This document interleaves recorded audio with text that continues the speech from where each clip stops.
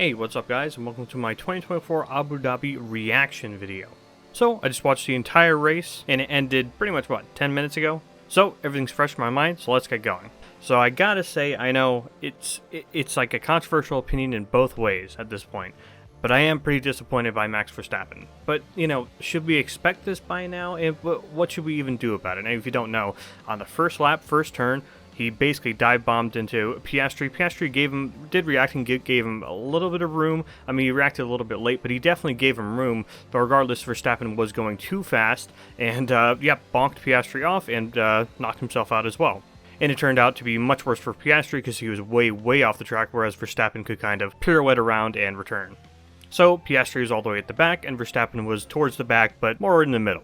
So what's to be done about this? Do you just defend more aggressively? If you defend too aggressively, you're going to be the one getting the penalty though. Should you just let Max Verstappen by? Well, why would you do that? And if Verstappen does go by when he's going way too fast and goes off the track, will he even get penalized, or will he just keep the position anyways? It's a very strange situation, and I do think it kind of needs to be addressed at this point. I mean, what are we supposed to do with this? If he just dive bombs if he's anywhere in the top 5. And again, I'm not even a hater of the guy. He could have easily gotten P2 and pressured Lando out of P1. It would have been totally possible.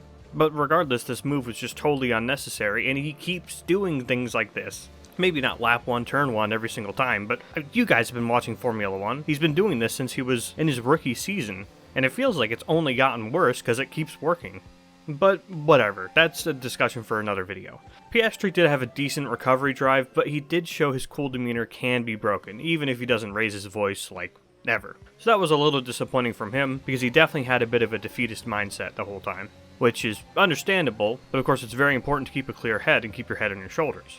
Which Piastri didn't really do this race, and he suffered for it. No points at all for him. McLaren still won the championship, but yeah, he didn't really help this race. When honestly, he could have if he was just a little bit less aggressive on that recovery drive. And honestly, this was still mega from Kevin Magnussen. I am definitely going to miss this guy. He definitely deserved better cars during his career. He can really put up a fight and get some good pace going.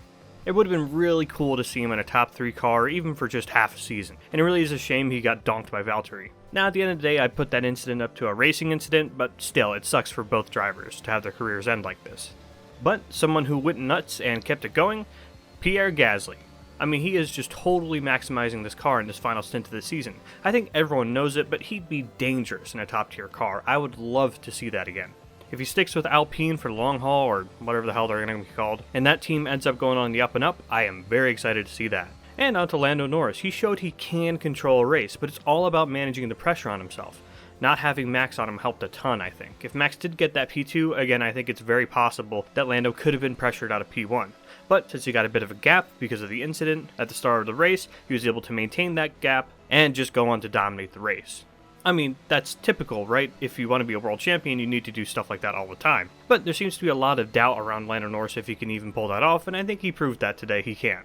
But I'd like to see him do the same sort of thing when he's under pressure for at least the first 10 laps or so, not just going off into the sunset on lap 1. But here, both Ferrari drivers, again with a mega mature drive trying to get that Constructors' Championship. They both kept their heads down and didn't get greedy. They both absolutely maximized their drives, and I'm very proud of them. Well, what am I, their dad? But anyways, they did awesome, and it was a shame they couldn't clinch the Constructors, but that's just how it goes. Speaking of how it goes, so Franco Colapinto. Poor Colapinto. He showed a lot of promise, but it might be another one of these situations where a rookie shows up in one of the worst cars in the grid. They do really well, but all people remember is the last few races where they didn't do so well and they never get another shot. And I'm worried that'll be the case here. I think Franco showed a lot of promise. And does he need more time in the oven as an F1 driver? Definitely. He needs to sharpen things up before he wants a full-time seat. But I know this is a topic that could be another video in and of itself. It does have to be said, if Colapinto, Albon, and Sargent are all constantly crashing the car, it is possible to say that the car was also to blame, not just the rookiness of Colapinto for all these crashes. I think at this point it's fair to say. But speaking of the other Williams driver, Albon again showed his value here.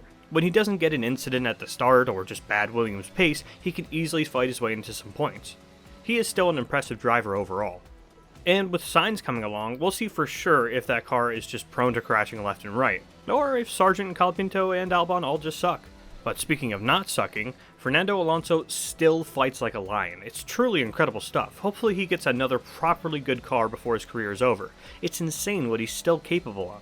I mean, he's easily capable of a race win if he's in a top 3 car. I'll say it right now. Now, of course, he's being compared to Lance Stroll. So, is he the most amazing driver of all time still? Who's to say for sure?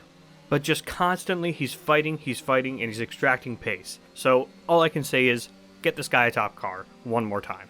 Speaking of which, it was nice seeing Lewis Hamilton get a good ending to his Mercedes career. It was worrying after that qualifying incident, which actually was not his fault for once. It was a great recovery drive that showed all of his skills. His pace, his tire management, and overtaking, especially this time around. Even though it did seem like Russell kind of just gave him that final place. And the last person I'll touch on is Jack Doohan. Good on him. It was a decent showing, and it's some very good defending from him too. And hey, he wasn't last on the grid. Let's go. Good for him. And don't worry, I know I didn't talk about everyone here, but remember, I'm doing a final wrap-up tier list with all the drivers who drove this season soon. So stay tuned for that. But to wrap up how I felt about this Grand Prix, well, it's Yas Marina. It's hard to pass on, so yeah, the qualifying determined a lot of this race, but the incident at the start, as disappointed as I am in Max, it did spice things up, so there was that. And of course, insane recovery drives from Leclerc and Hamilton were fun to watch, and it did prove that all the little changes that they've done to Yas Marina over the years are working, and it is easier to pass on, even though it's not perfect. So, that about wraps up my reaction to the 2024 Abu Dhabi Grand Prix. What about you guys? What did you guys take away from this? What were you happy to see? What were you unhappy to see? What were you expecting? And did your expectations get crushed? Let me know in the comments, and thank you guys for watching.